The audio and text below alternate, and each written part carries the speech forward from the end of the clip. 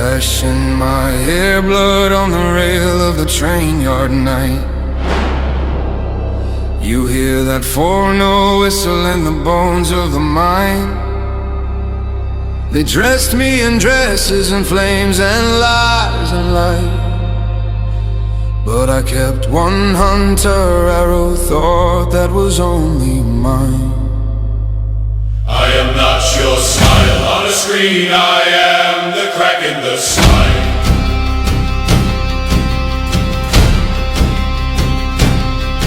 They say stand there girl, hold still, be pretty, babe. They say turn your head just so while the camera speaks. They paint my skin gold, call me love, then offer me as weight on a board where kids are coins and blood is just a feast. Yet my shaking hands learn slow how to turn a pawn to be. Can you feel it in the soot in your teeth when you breathe in deep? All the names we lost waking up like wolves in their sleep. Fire is catching, catching, catching. Say it till the stone walls ring. We do not kneel, not kneel, not kneel. Hear the broken learn to stand. I am the Mockingjay who lit me, now I sting.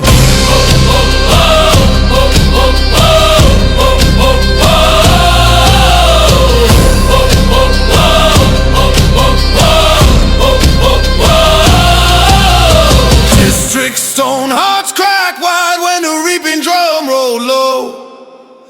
Every mother sold her own breath just to buy one more day. I stop trying to sleep after my first few attempts are interrupted by unspeakable nightmares. After that, I just lie still and do fake breathing whenever someone checks on me. In the morning, I'm released from the hospital and instructed to take it easy. Cressida asks me to record a few lines for a new Mockingjay propo.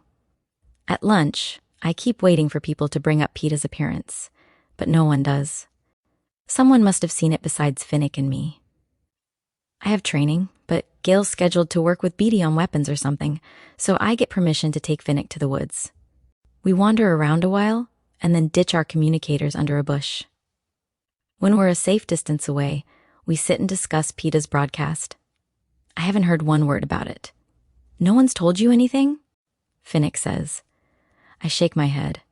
He pauses before he asks, not even Gail. I'm clinging to a shred of hope that Gail honestly knows nothing about Peeta's message. But I have a bad feeling he does. Maybe he's trying to find a time to tell you privately. Maybe, I say. We stay silent so long that a buck wanders into range. I take it down with an arrow. Finnick hauls it back to the fence. For dinner, there's minced venison in the stew. Gail walks me back to compartment E after we eat. When I ask him what's been going on, again, there's no mention of Peeta. As soon as my mother and sister are asleep, I slip the pearl from the drawer and spend a second sleepless night clutching it in my hand, replaying Peeta's words in my head. Ask yourself, do you really trust the people you're working with? Do you really know what's going on? And if you don't, find out. What? From who? And how can Peeta know anything except what the Capitol tells him? It's just a Capitol propo. More noise. But if Plutarch thinks it's just the Capitol line, why didn't he tell me about it? Why hasn't anyone let me or Finnick know? Under this debate lies the real source of my distress, Peeta. What have they done to him? And what are they doing to him right now? Clearly, Snow did not buy the story that Peeta and I knew nothing about. The rebellion. And his suspicions have been reinforced, now that I have come out as the Mockingjay. Peeta can only guess about the rebel tactics, or make up things to tell his torturers. Lies, once discovered, would be severely punished. How abandoned by me he must feel. In his first interview, he tried to protect me from the Capitol and rebels alike, and not only have I failed to protect him, I've brought down more horrors upon him. Come morning, I stick my forearm in the wall and stare groggily at the day's schedule. Immediately after breakfast, I am slated for production. In the dining hall, as I down my hot grain and milk and mushy beets, I spot a communicuff on Gale's wrist. "When did you get that back, Soldier Hawthorne?" I ask. "Yesterday?" "They thought if I'm going to be in the field with you, it could be a backup system of communication," says Gale. "No one has ever offered me a communicuff. I wonder, if I asked for one, would I get it?" "Well, I guess one of us has to be accessible," I say with an edge to my voice. "What's that mean?" he says. "Nothing. Just repeating what you said," I tell him. "And I totally agree that the accessible one should be you. I just hope I still have access to you as well." Our eyes lock, and I realize how furious I am with Gale. That I don't believe for a second that he didn't see Peeta's propo. That I feel completely betrayed that he didn't tell me about it. We know each other too well for him not to read my mood, and guess what has caused it? "Katniss," he begins. Already the admission of guilt is in his tone. I grab my tray, cross to the deposit area, and slam the dishes onto the rack. By the time I'm in the hallway, he's caught up with me. "Why didn't you say something?" he asks, taking my arm. "Why didn't I jerk my arm free. "Why didn't you, Gale? And I did, by the way, when I asked you last night about what had been going on." "I'm sorry. All right, I didn't know what to do. I wanted to tell you, but everyone was afraid that seeing Peeta's propo would make you sick," he says. "They were right. It did. But not quite as sick as you lying to me for coin." At that moment, his communicuff starts beeping. There she is. Better run. You have things to tell her. For a moment, real hurt registers on his face. Then cold anger replaces it. He turns on his heel and goes, "Maybe I have been too. Spiteful, not given him enough time to explain. Maybe everyone is just trying to protect me by lying to me. I don't care. I'm sick of people lying to me for my own good. Because really, it's mostly for their own good. Lie to Katniss about the rebellion so she doesn't do anything crazy. Send her into the arena without a clue so we can fish her out. Don't tell her about Peeta's propo because it might make her sick, and it's hard enough to get a decent performance out of her as it is. I do feel sick, heartsick, and too tired for a day of production, but I'm already at remake, so I go in. Today, I discover we will be returning to District 12. Cressida wants to do unscripted interviews with Gale and me throwing light on our demolished city. "If you're both up for that," says Cressida, looking closely at my face. "Count me in," I say. I stand, uncommunicative and stiff, a mannequin, as my prep team dresses me, does my hair, and dabs makeup on my face. Not enough to show, only enough to take the edge off the circles under my sleepless eyes. Boggs escorts me down to the hangar, but we don't talk beyond a preliminary greeting. I'm grateful to be spared another exchange about my disobedience in 8, especially since his mask looks so uncomfortable. At the last moment, I remembered to send a message to my mother about my leaving 13, and stress that it won't be dangerous. We board a hovercraft for the short ride to 12, and I'm directed to a seat at a table where Plutarch, Gale, and Cressida are poring over a map. Plutarch's brimming with satisfaction as he shows me the before-after effects of the first couple of propos. The rebels, who were barely maintaining a foothold in several districts, have rallied. They have actually taken 3 and 11. The latter so crucial since it's Panem's main food supplier, and have made inroads in several other districts as well.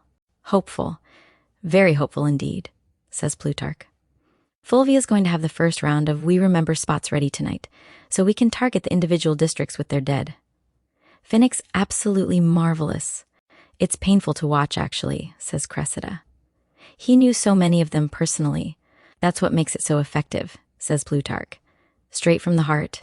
You're all doing beautifully. Coin could not be more pleased. Gale didn't tell them then. About my pretending not to see Peeta and my anger at their cover-up. But I guess it's too little. Too late, because I still can't let it go. It doesn't matter. He's not speaking to me either. It's not until we land in the meadow that I realize Haymitch isn't among our company. When I ask Plutarch about his absence, he just shakes his head and says, he couldn't face it. Haymitch? Not able to face something? Wanted a day off, more likely, I say. I think his actual words were, I couldn't face it without a bottle, says Plutarch. I roll my eyes, long out of patience with my mentor, his weakness for drink, and what he can or can't confront. But about 5 minutes after my return to 12, I'm wishing I had a bottle myself.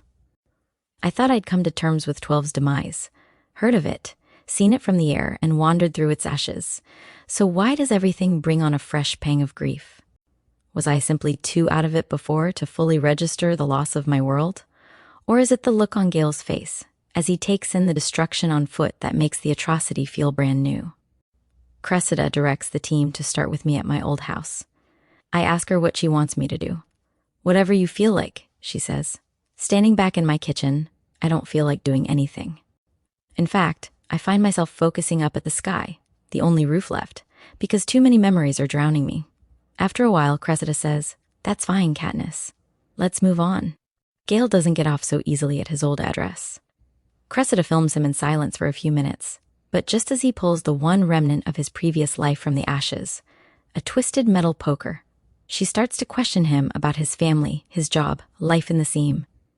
She makes him go back to the night of the firebombing and reenact it, starting at his house, working his way down across the meadow and through the woods to the lake. I straggle behind the film crew and the bodyguards, feeling their presence to be a violation of my beloved woods. This is a private place, a sanctuary, already corrupted by the capital's evil. Even after we've left behind the charred stumps near the fence, we're still tripping over decomposing bodies. Do we have to record it for everyone to see? By the time we reach the lake, Gale seems to have lost his ability to speak. Everyone's dripping in sweat, especially Castor and Pollux in their insect shells, and Cressida calls for a break. I scoop up handfuls of water from the lake, wishing I could dive in and surface alone and naked and unobserved.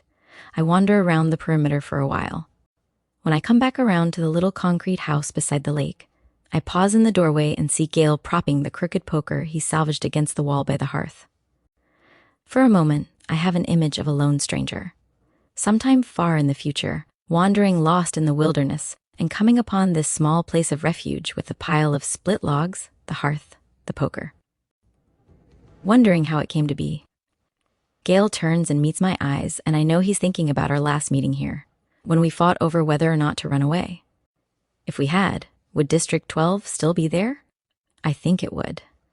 But the capital would still be in control of Panem as well. Cheese sandwiches are passed around, and we eat them in the shade of the trees. I intentionally sit at the far edge of the group, next to Pollux, so I don't have to talk. No one's talking much, really. In the relative quiet, the birds take back the woods. I nudge Pollux with my elbow and point out a small black bird with a crown. It hops to a new branch, momentarily opening its wings, showing off its white patches. Pollux gestures to my pin and raises his eyebrows questioningly. I nod, confirming it's a Mockingjay. I hold up one finger to say, "Wait, I'll show you," and whistle a bird call. The Mockingjay cocks its head and whistles the call right back at me. Then, to my surprise, Pollux whistles a few notes of his own. The bird answers him immediately. Pollux's face breaks into an expression of delight, and he has a series of melodic exchanges with the Mockingjay. My guess is it's the first conversation he's had in years. Music draws mockingjays like blossoms do bees, and in a short while he's got half a dozen of them perched in the branches over our heads. He taps me on the arm and uses a twig to write a word in the dirt. Sing. Usually I'd decline, but it's kind of impossible to say no to Pollux, given the circumstances. Besides, the Mockingjay's song voices are different from their whistles, and I'd like him to hear them. So, before I actually think about what I'm doing, I sing Rue's 4 notes, the ones she used to signal the end of the workday in 11, the notes that ended up as the background music to her murder. The birds don't know that. They pick up the simple phrase and bounce it back and forth between them in sweet harmony, just as they did in the Hunger Games, before the mutations broke through the trees, chased us onto the cornucopia, and slowly gnawed Cato to a bloody pulp. "Want to hear them do a real song?" I burst out. Anything to stop those memories. I'm on my feet, moving back into the trees, resting my hand on the rough trunk of a maple where the birds perch. I have not sung The Hanging Tree out loud for 10 years, because it's forbidden, but I remember every word. I begin softly, sweetly, as my father did. Are you coming to the tree where they strung up a man they say murdered 3? Strange things did happen here. No stranger would it be if we met up at midnight in the hanging tree. The Mockingjays begin to alter their songs as they become aware of my new offering. Are Are you coming to the tree where the dead man called out for his love to flee? Strange things did happen here. No stranger would it be if we met up at midnight in the hanging tree. I have the birds' attention. Now, in one more verse, surely they will have captured the melody, as it's simple and repeats 4 times with little variation. Are you coming to the tree where I told you to run, so we'd both be free? Strange things did happen here. No stranger would it be if we met up at midnight in the hanging tree. A hush in the trees. Just the rustle of leaves in the breeze. But no birds, Mockingjay or other. Peeta's right. They do fall silent when I sing, just as they did for my father. Are you coming to the tree where a necklace of rope, side by side with me? Strange things did happen here. No stranger would it be if we met up at midnight in the hanging tree. The birds are waiting for me to continue. But that's it. Last verse. In the stillness, I remember the scene. I was home from a day in the woods with my father. Sitting on the floor with Prim, who was just a toddler, singing the hanging tree, making us necklaces out of scraps of old rope like it said in the song, not knowing the real meaning of the words. The tune was simple and easy to harmonize to, though, and back then I could memorize almost anything set to music after a round or two. Suddenly, my mother snatched the rope necklaces away and was yelling at my father. I started to cry because my mother never yelled, and then Prim was wailing, and I ran outside to hide. As I had exactly one hiding spot in the meadow under a honeysuckle bush, my father found me immediately. He calmed me down and told me everything was fine, only we'd better not sing that song anymore. My mother just wanted me to forget it. So of course every word was immediately, irrevocably branded into my brain. We didn't sing it anymore, my father and I, or even speak of it. After he died, it used to come back to me a lot. Being older, I began to understand the lyrics. At the beginning, it sounds like a guy is trying to get his girlfriend to secretly meet up with him at midnight. But it's an odd place for a tryst, a hanging tree where a man was hung for murder. The murderer's lover must have had something to do with the killing. Or maybe they were just going to punish her anyway, because his corpse called out for her to flee. That's weird, obviously, the talking corpse bit, but it's not until the 3rd verse that the hanging tree begins to get unnerving. You realize the singer of the song is the dead murderer. He's still in the hanging tree, and even though he told his lover to flee, he keeps asking if she's coming to meet him. The phrase where I told you to run, so we'd both be free, is the most troubling, because at first, you think he's talking about when he told her to flee, presumably to safety. But then you wonder if he meant for her to run to him, to death. In the final stanza, it's clear that that's what he's waiting for. His lover, with her rope necklace, hanging dead next to him in the tree. I used to think the murderer was the creepiest guy imaginable. Now, with a couple of trips to the Hunger Games under my belt, I decide not to judge him without knowing more details. Maybe his lover was already sentenced to death, and he was trying to make it easier, to let her know he'd be waiting, or maybe he thought the place he was leaving her was really worse than death. Didn't I want to kill Peeta with that syringe to save him from the Capitol? Was that really my only option? Probably not, but I couldn't think of another at the time. I guess my mother thought the whole thing was too twisted for a 7-year-old, though, especially one who made her own rope necklaces. It wasn't like hanging was something that only happened in a story. Plenty of people were executed that way in 12. You can bet she didn't want me singing it in front of my music class. She probably wouldn't like me doing it here for Pollux even, but at least I'm not— Wait, no, I'm wrong. As I glance sideways, I see Castor has been taping me. Everyone is watching me intently, and Pollux has tears running down his cheeks because no doubt my freaky song has dredged up some terrible incident in his life. Great. I sigh and lean back against the trunk. That's when the Mockingjays begin their rendition of the hanging tree. In their mouths. It's quite beautiful. Conscious of being filmed, I stand quietly until I hear Cressida call. Cut! Plutarch crosses to me, laughing. Where do you come up with this stuff? No one would believe it if we made it up. He throws an arm around me and kisses me on the top of my head with a loud smack. You're golden! I wasn't doing it for the cameras, I say. Lucky they were on then, he says. Come on, everybody, back to town. As we trudge back through the woods, we reach a boulder, and both Gale and I turn our heads in the same direction, like a pair of dogs catching a scent on the wind. Cressida notices and asks what lies that way. We admit, without acknowledging each other, it's our old hunting rendezvous place. She wants to see it, even after we tell her it's nothing really. Nothing but a place where I was happy, I think. Our rock ledge overlooking the valley, perhaps a little less green than usual, but the blackberry bushes hang heavy with fruit. Here began countless days of hunting and snaring, fishing and gathering, roaming together through the woods, unloading our thoughts while we filled our game bags. This was the doorway to both sustenance and sanity, and we were each other's key. There's no District 12 to escape from now. No peacekeepers to trick, no hungry mouths to feed. The capital took away all of that, and I'm on the verge of losing Gale as well.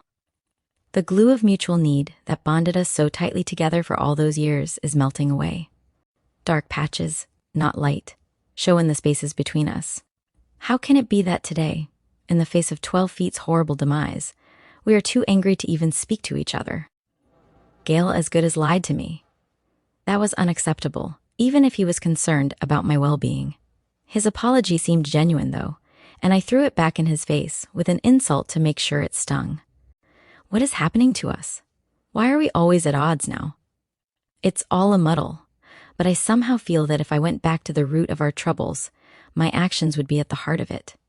Do I really want to drive him away? My fingers encircle a blackberry and pluck it from its stem. I roll it gently between my thumb and forefinger. Suddenly, I turn to him and toss it in his direction. And may the odds, I say. I throw it high so he has plenty of time to decide whether to knock it aside or accept it. Gale's eyes train on me, not the berry, but at the last moment, he opens his mouth and catches it. He chews, swallows, and there's a long pause before he says, "Be ever in your favor," but he does say it. Cressida has us sit in the nook in the rocks, where it's impossible not to be touching, and coaxes us into talking about hunting. What drove us out into the woods, how we met, favorite moments. We thaw, begin to laugh a little, as we relate mishaps with bees and wild dogs and skunks. When the conversation turns to how it felt to translate our skill with weapons to the bombing in 8, I stop talking. Gale just says, "Long overdue." By the time we reach the town square, afternoon's sinking into evening. I take Cressida to the rubble of the bakery and ask her to film something. The only emotion I can muster is exhaustion. Peeta, this is your home. None of your family has been heard of since the bombing. 12 is gone, and you're calling for a ceasefire? I look across the emptiness. There's no one left to hear you. As we stand before the lump of metal that was the gallows, Cressida asks if either of us has ever been tortured. In answer, Gale pulls off his shirt and turns his back to the camera. I stare at the lash marks, and again hear the whistling of the whip, see his bloody figure hanging unconscious by his wrists. "I'm done," I announce. "I'll meet you at the Victor's village. Something for my mother. I guess I walked here?"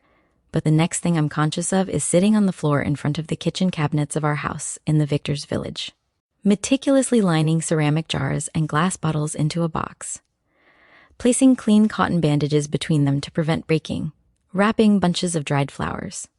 Suddenly, I remember the rose on my dresser. Was it real? If so, is it still up there? I have to resist the temptation to check. If it's there, it will only frighten me all over again. I hurry with my packing. When the cabinets are empty, I rise to find that Gale has materialized in my kitchen. It's disturbing how soundlessly he can appear. He's leaning on the table, his fingers spread wide against the wood grain. I set the box between us. "Remember?" he asks. "This is where you kissed me." So the heavy dose of morphling administered after the whipping wasn't enough to erase that from his consciousness. "I didn't think you'd remember that," I say. "Have to be dead to forget." "Maybe even not then," he tells me. "Maybe I'll be like that man in the hanging tree." Still waiting for an answer. Gale, who I have never seen cry, has tears in his eyes. To keep them from spilling over, I reach forward and press my lips against his. We taste of heat, ashes, and misery. It's a surprising flavor for such a gentle kiss. He pulls away first and gives me a wry smile. "I knew you'd kiss me." "How?" I say. "Because I didn't know myself. Because I'm in pain," he says. "That's the only way I get your attention." He picks up the box. "Don't worry, Katniss. It'll pass." He leaves before I can answer. I'm too weary to work through his latest charge. I spend the short ride back to 13 curled up in a seat, trying to ignore Plutarch going on about one of his favorite subjects. Weapons mankind no longer has at its disposal. High-flying planes, military satellites, cell disintegrators, drones, biological weapons with expiration dates, brought down by the destruction of the atmosphere or lack of resources or moral squeamishness. You can hear the regret of a head game maker who can only dream of such toys, who must make do with hovercraft and Lantolan missiles and plain old guns. After dropping off my Mockingjay suit, I go straight to bed without eating. Even so, Prim has to shake me to get me up in the morning. After breakfast, I ignore my schedule and take a nap in the supply closet. When I come to, crawling out from between the boxes of chalk and pencils, it's dinner time again. I get an extra-large portion of pea soup and am headed back to compartment E when Boggs intercepts me. "There's a meeting in command." "Disregard your current schedule," he says. "Done," I say. "Did you follow it at all today?" he asks in exasperation. Who knows? I'm mentally disoriented. I hold up my wrist to show my medical bracelet and realize it's gone. See, I can't even remember they took my bracelet. Why do they want me in command? Did I miss something? "I think Cressida wanted to show you the 12 propos. But I guess you'll see them when they air," he says. "That's what I need a schedule of." "When the propos air," I say. He shoots me a look but doesn't comment further. People have crowded into command, but they've saved me a seat between Finnick and Plutarch. The screens are already up on the table, showing the regular capital feed. What's going on? "Aren't we seeing the 12 propos?" I ask. "Oh no," says Plutarch. "I mean, possibly. I don't know exactly what footage BT plans to use. BT thinks he's found a way to break into the feed nationwide," says Finnick. "So that our propos will air in the capital too. He's down working on it in special defense now. There's live programming tonight. Snow's making an appearance or something. I think it's starting. The capital seal appears, underscored by the anthem. Then I'm staring directly into President Snow's snake eyes as he greets the nation. He seems barricaded behind his podium, but the white rose in his lapel is in full view. The camera pulls back to include Peeta, off to one side in front of a projected map of Panem. He's sitting in an elevated chair, his shoes supported by a metal rung. The foot of his prosthetic leg taps out a strange irregular beat. Beads of sweat have broken through the layer of powder on his upper lip and forehead. But it's the look in his eyes, angry yet unfocused. That frightens me the most. "He's worse," I whisper. Finnick grasps my hand to give me an anchor, and I try to hang on. Peeta begins to speak in a frustrated tone about the need for the ceasefire. He highlights the damage done to key infrastructure in various districts. And as he speaks, parts of the map light up, showing images of the destruction. A broken dam in 7, a derailed train with a pool of toxic waste spilling from the tank cars, a granary collapsing after a fire. All of these he attributes to rebel action. Bam! Without warning, I'm suddenly on television, standing in the rubble of the bakery. Plutarch jumps to his feet. "He did it! Beatty broke in!" The room's buzzing with reaction when Peeta's back, distracted. He has seen me on the monitor. He tries to pick up his speech by moving on to the bombing of a water purification plant, when a clip of Finnick talking about Rue replaces him. And then the whole thing breaks down into a broadcast battle as the Capital Tech Masters try to fend off Beatty's attack. But they are unprepared, and Beatty, apparently anticipating he would not hold on to control, has an arsenal of 5 to 10-second clips to work with. We watch the official presentation deteriorate as it's peppered with choice shots from the propos. Plutarch's in spasms of delight, and most everybody is cheering Beatty on, but Finnick remains still and speechless beside me. I meet Hamish's eyes from across the room and see my own dread mirrored back. The recognition that with every cheer, Peeta slips even farther from our grasp. The capital seals back up, accompanied by a flat audio tone. This lasts about 20 seconds before Snow and Peeta return. The set is in turmoil. We're hearing frantic exchanges from their booth. Snow plows forward, saying that clearly the rebels are now attempting to disrupt the dissemination of information they find incriminating, but both truth and justice will reign. The full broadcast will resume when security has been reinstated. He asks Peeta if, given tonight's demonstration, he has any parting thoughts for Katniss Everdeen. At the mention of my name, Peeta's face contorts in effort. "Katniss, how do you think this will end? What will be left? No one is safe. Not in the capital. Not in the districts. And you, in 13. He inhales sharply, as if fighting for air. His eyes look insane. Dead by morning. Off camera. Snow orders end it. Beatty throws the whole thing into chaos by flashing a still shot of me standing in front of the hospital at 3-second intervals. But between the images, we are privy to the real-life action being played out on the set. Peeta's attempt to continue speaking. The camera knocked down to record the white-tiled floor. The scuffle of boots. The impact of the blow that's inseparable from Peeta's cry of pain, and his blood as it splatters the tiles.